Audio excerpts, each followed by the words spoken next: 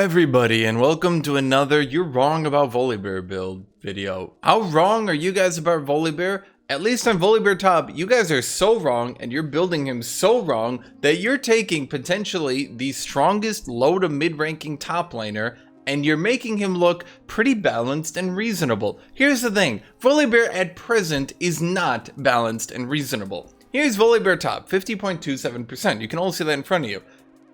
Let's compare this to Volibear jungle, 53.63% win rate. This is a very explainable difference. What is the difference between jungle Volibear absolutely annihilating everyone and their family and their mom and their entire picnic, and top Volibear being a decent fellow who works a 9-to-5 job in a cubicle? What is the difference? Let me show you the difference as to what you are all doing so terribly wrong.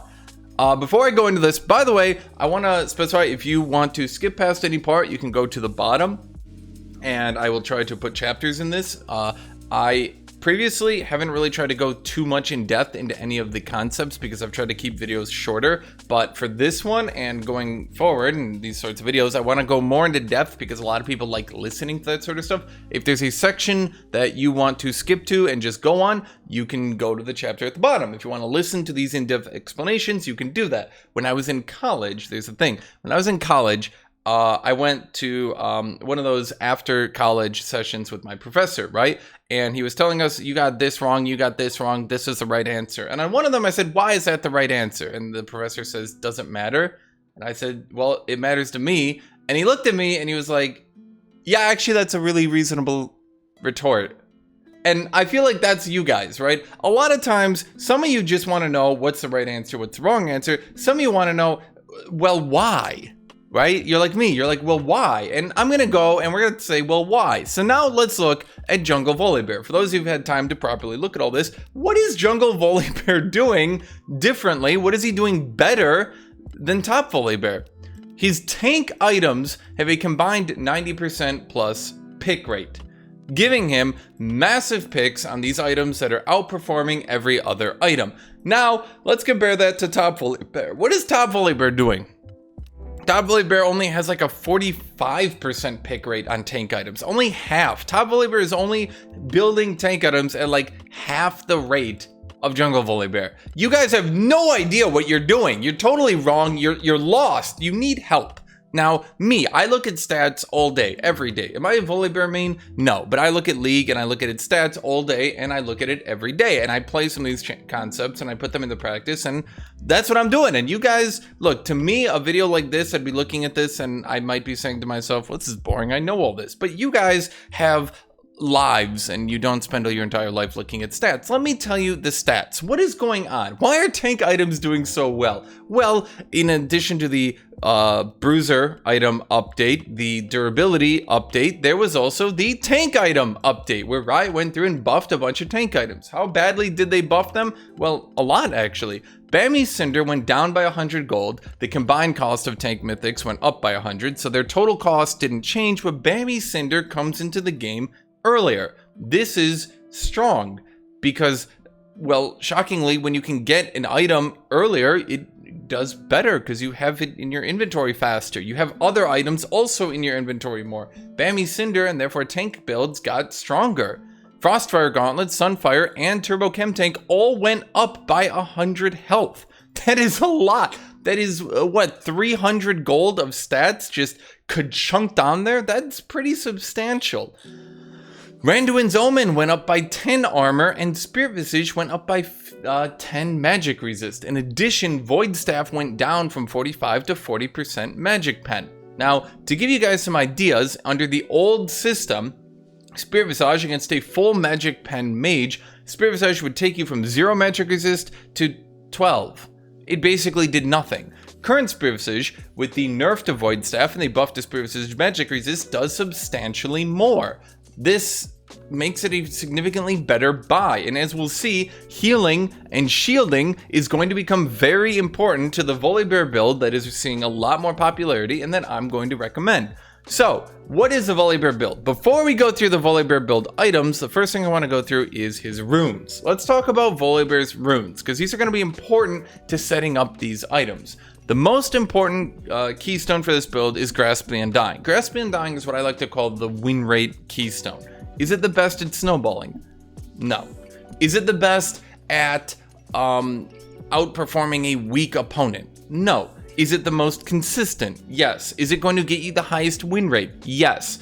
Grasp the Undying isn't flashy, it's not showy, but it wins games slowly and surely by grinding you out better trades in lane, by grinding you out more HP, by just winning you more games. It's good, it's consistent. A lot of people like flashy and showy. Me, I like winning. Shield Bash is once again actually making a return. This rune goes in and out on Volibear. There's Shield Bash and there is Demolish. Currently, Shield Bash seems to actually be pulling a little bit out ahead, but my personal take is I don't consider it super important. You can go Demolish if you want, but his E, the Lightning Storm that gives him the shield, you get that giant shield, you Shield Bash with them with it. It also gives you armor and magic resist on your shield, which is good because that's good armor and magic resist, right? So it makes you a slight sliver tankier. It gives you a decent small chunk more damage. It's just it's a decent option, right?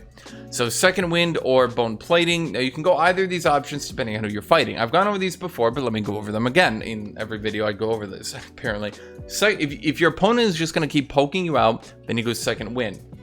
If your opponent needs to go melee range and all in you, you go bone plating. Remember, you are a vicious bear. If someone goes close to you to try to pop off your bone plating, you maul them because you're a vicious thunder bear. So bone plating actually helps you win all-ins. If you're fighting Jax, you know that the Jax needs to leap strike on you and counter strike in order to pop off the bone plating. If you're all-inning Jax, then you know that your bone plating is going to save you from taking too much damage from him trying to counter your trades. Bone plating is very solid, and if you play around its cooldown, you can ka-chunk and demolish certain champions like Jax and Aurelia much easier than you imagine. Revitalize, heal and shield power. You can also potentially do overgrowth, but Revitalize is a bit stronger early game, and we'll go into this. Heal and shield power is very important to this build. Presence of mind. Why? Volibear can actually run out of mana, and we've seen that he can run out of mana quite easily. Presence of mind very simply solves this mana issue, period. No more mana issue. Off one rune. It's a pretty solid choice. It won't totally 100% remove your mana issues for the entire game, but it's going to do a very solid, just sort of fixing your mana problems with only one rune. Legend Tenacity. Why? Your melee in being stunned sucks because you're melee. Other than that, you could try to do a Legend Alacrity, or you could try to do something like a Last Stand. Either are fine, but for the most part, if you need, like basically, if you're going to be stunned at all, go Legend Tenacity because you're a pure melee juggernaut. For runes, now these ones are interesting, but the more I thought about it, the more sense they made, but there are some issues I take with them. We'll go over it. Offense, Ability Haste. Remember, Ability Haste is more useful the less you have. So 8 Ability Haste is going to give you about 7% cooldown reduction. That's quite strong. Remember, if Volibear gets to his second W, it does 50% more damage and it heals him. So Ability Haste reduces the cooldown on his W, enabling him to get to that second W and get the bonus bear maul thing in easier. It gives you more shielding, more healing. It's just overall pretty strong. For the second rune, magic resist or armor, depending on what you need. There's also the adaptive force if you're in an easier matchup. Honestly, I find all of these pretty solid. It's just on the highest win rate, I found that going with the defensive option ended up outperforming it. I'm not sure I agree with that. Sometimes win rates aren't everything, okay? So the adaptive force is more gold value, but the armor and magic resist can help you win trades by countering your opponent's damage type. As for the health option, Volibear scales very well with health. Bonus health in particular. And because Volibear is such a good early game, he can afford to go with a better scaling option. His W heals him based on health. His E shields him based on health. So the more health you're going to generate throughout a fight. He also can just sort of, once again, he can afford to do this because he's a bit stronger in the early game. So I would say that overall for top Volibear, this is a pretty solid option. And if you go with this, this is a solid win rate chunking. This isn't gonna be big showy. You're not gonna get the mega one shot with the pressy attack shenanigans, right? But what you are gonna do, you're gonna win trades and you're gonna slowly grind out more victories.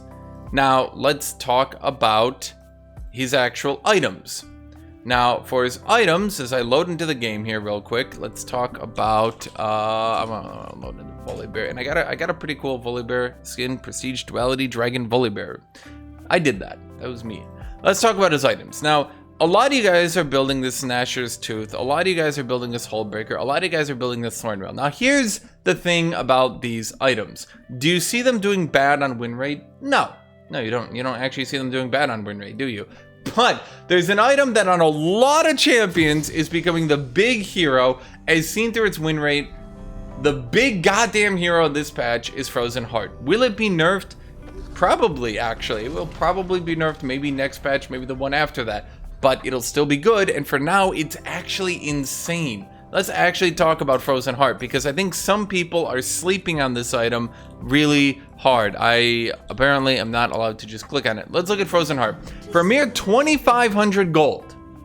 Now, I'm comparing this to Gnasher's Tooth, to Hourglass, to Hullbreaker, to all your second build options. Okay, think about all those options now compared to Frozen Heart.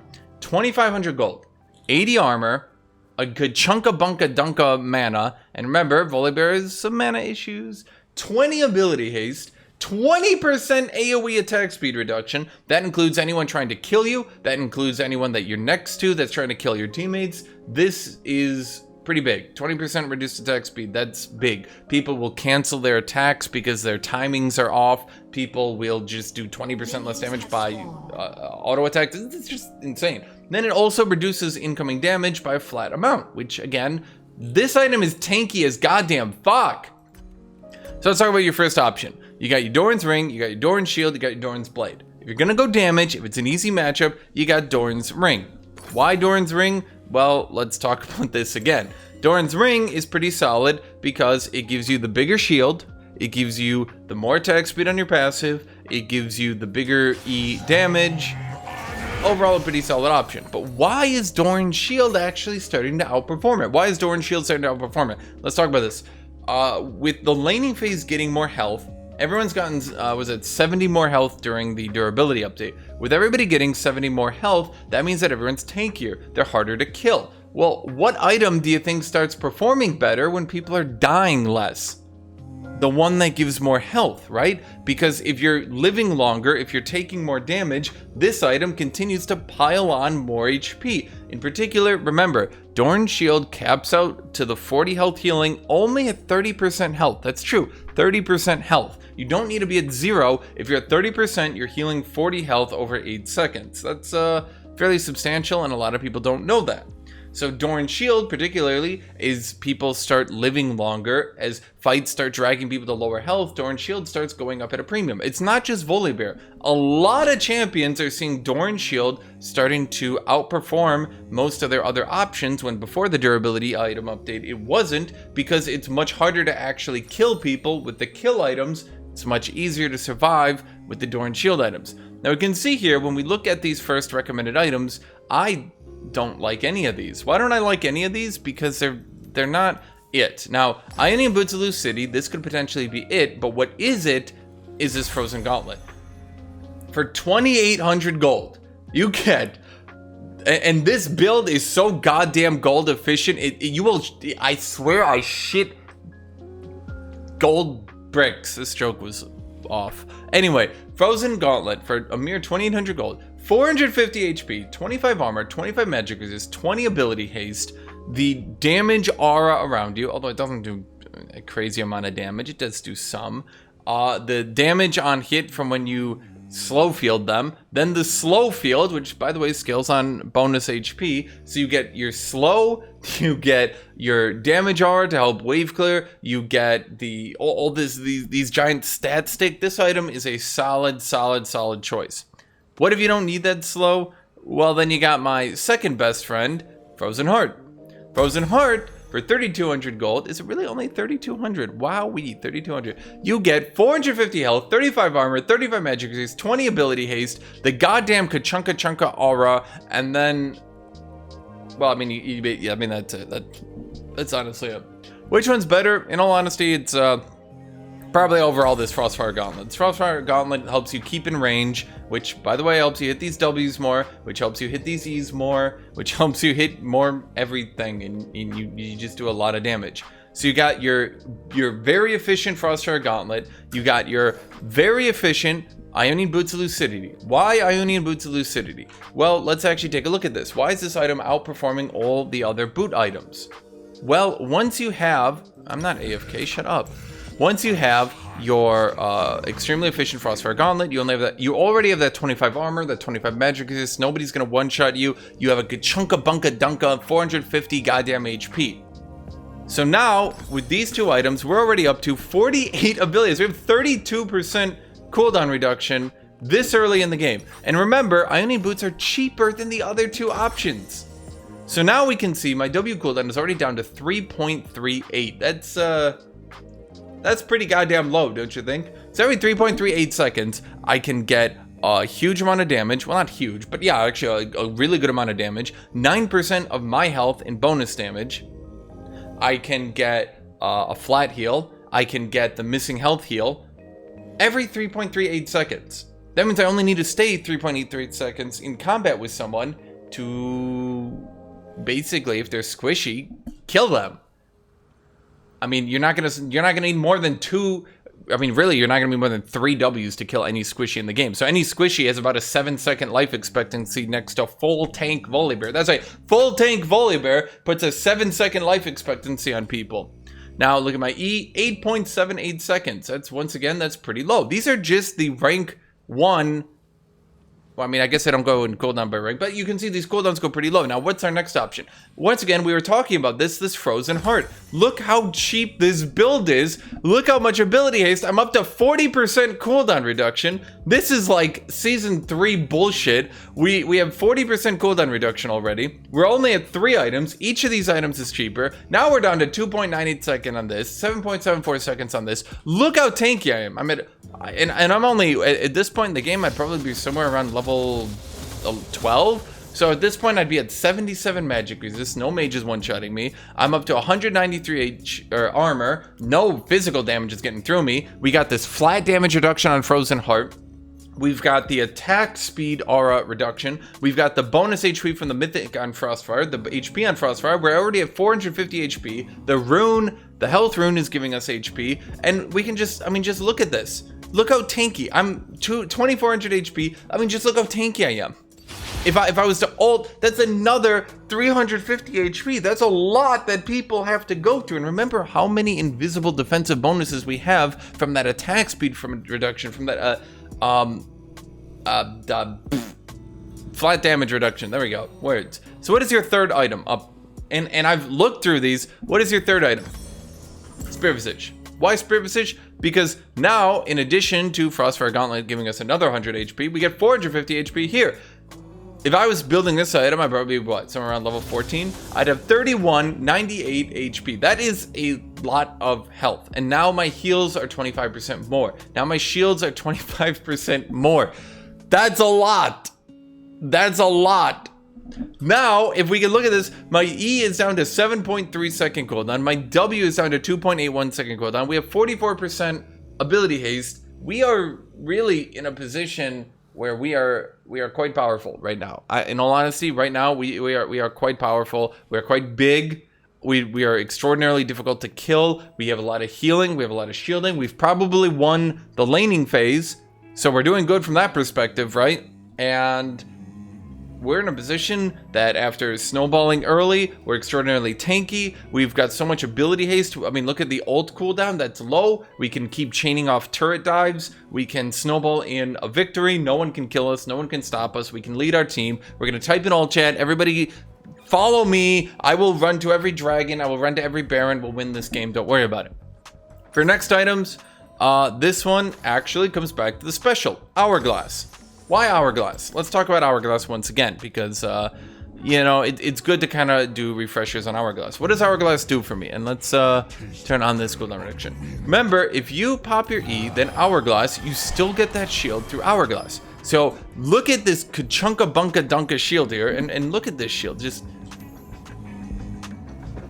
might have 65 ability power. Oh, right, because the hourglass. Am I the dumbest person on the planet? Yes, I am. But there we go, actually. There we move it. We're going up 49 extra shield on the Sky Splitter. We're getting the additional attack speed on our passive from that AP. We're getting more damage per auto attack because of that AP. We're getting, what is the AP ratio on your ult? I remember, yeah, it's 125%. So your Goomba Stomp is doing much better. You're getting another 45 armor. You're getting way tankier in team fights. Who wants to fight a goddamn tank with hourglass? I don't. Nobody does. Nobody has ever said to themselves, I want to fight a tank with hourglass. So this is ironically, if we can look at this once again, another item, and I'm gonna need to sell it to show you, another item with 2,600 gold. 2,600 gold. This is cheap. Once again, cheap, cheap, cheap, cheap. All these items are cheap. The most expensive item in this build is Spirit Visage, and that's saying something. So I don't need to be stealing all the kills from my team.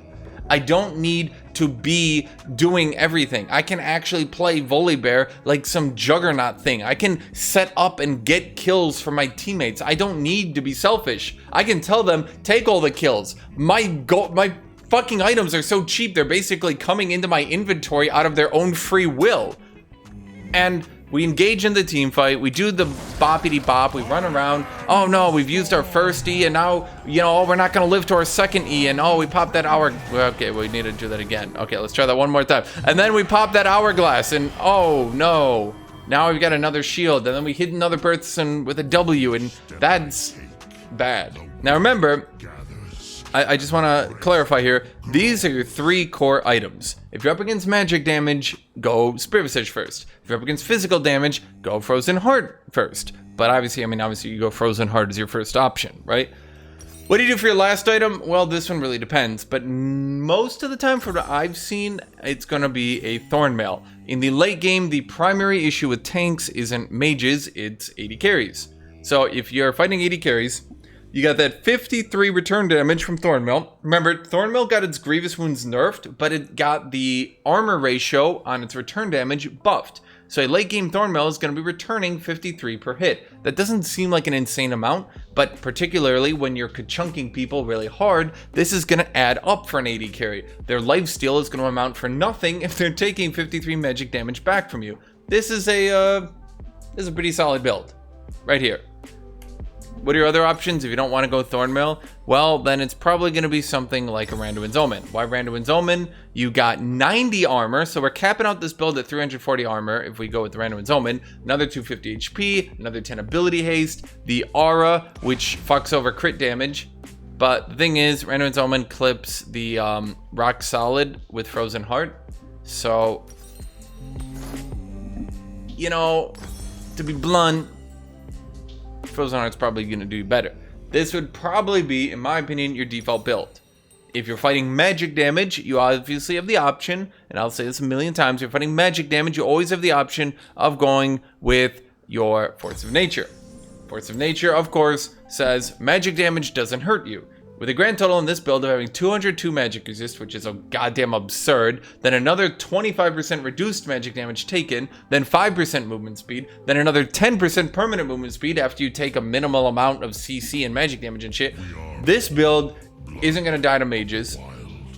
You're going to be unkillable Juggernaut. You're going to run around really fast. If you're fighting a mage team, this build is their bane. They will hate you. They will hate your life. They will curse you out. They will very likely go into all chat and say, Volibear, I'm going to type a bunch of words, which will get me chat restricted very soon. So this is a very solid build on Volibear. That's the build I'm going to recommend. Can you mix and match some items? Yes, but the thing is, 90% of games, you want to go with a core build on a champion, and particularly if you're not amazing on that champion and you haven't put in 100, 200 games to try out items and see what fits and all that stuff, you generally don't want to go off the beaten path too much, because often there comes to be a reason why people are going off the beaten path.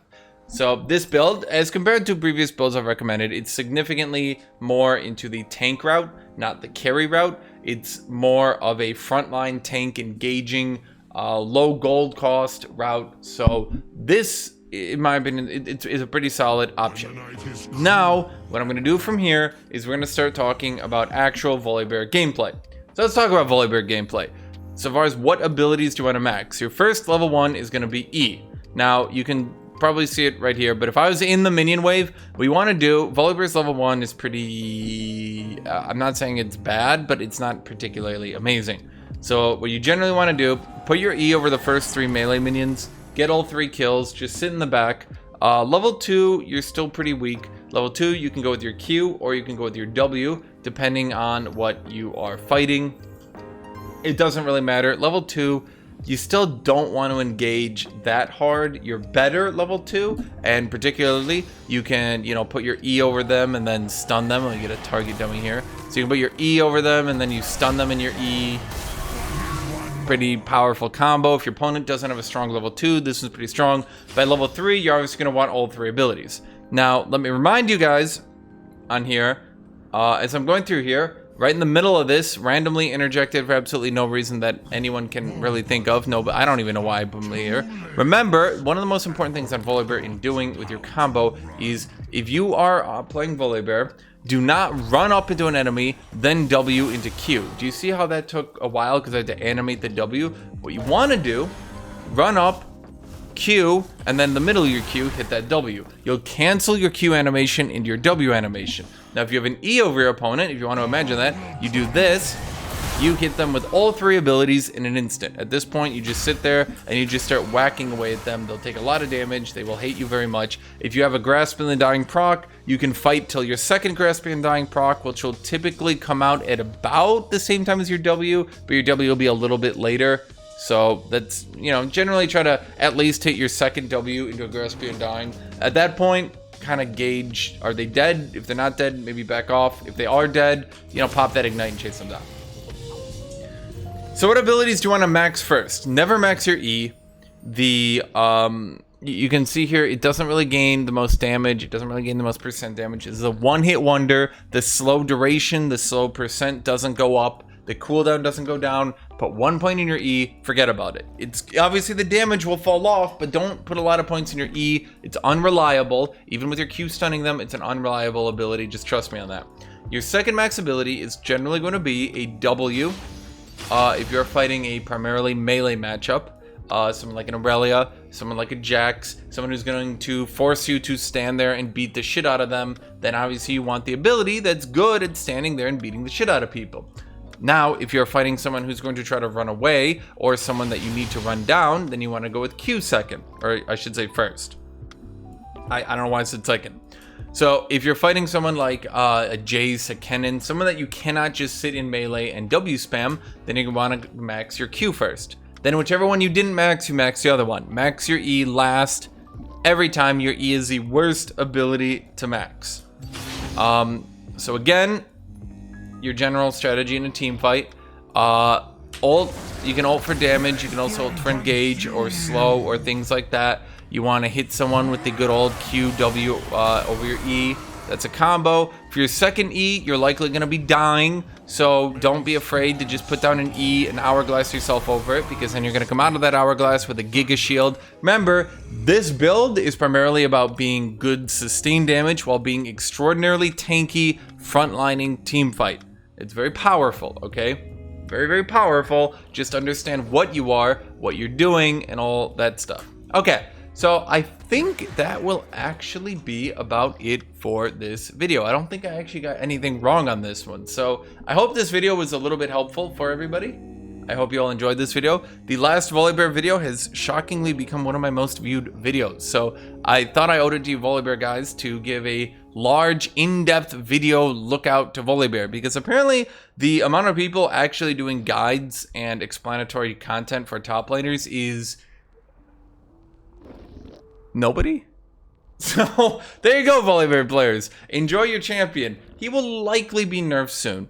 Even after he gets nerfed, he will still likely be top tier. Until you reach the highest ranks, Volibear is extraordinarily overpowered. And he'll be nerfed to being regularly overpowered, probably somewhere around Garen levels of overpowered, not Giga broken, but you know, just overpowered. And he kind of curves out like a Garen, where he's still sort of playable at the high ranks, but not really. But until you get to the super high ranks, he does really good. Even at the high ranks, he's still playable. So I hope you all enjoyed this video. I hope you all make sure to leave a like, leave a subscribe, leave a comment, leave your thoughts. Do you agree? Do you disagree on anything? You know, and as always, I hope you all make sure you have a very nice day. Thank you to my Patreon supporters. If you guys enjoyed this video, you can go to the link in the description. For as little as $3 a month, you can help me vote on what videos I make. You can send me messages and get your questions answered, stuff like that. And most importantly, it helps me actually be able to, you know, afford rent, which is, I've always found that to be quite beneficial. So special shout out to my YouTube members, and I hope all of you have a great rest of your day. Goodbye, everybody. Thank you for watching.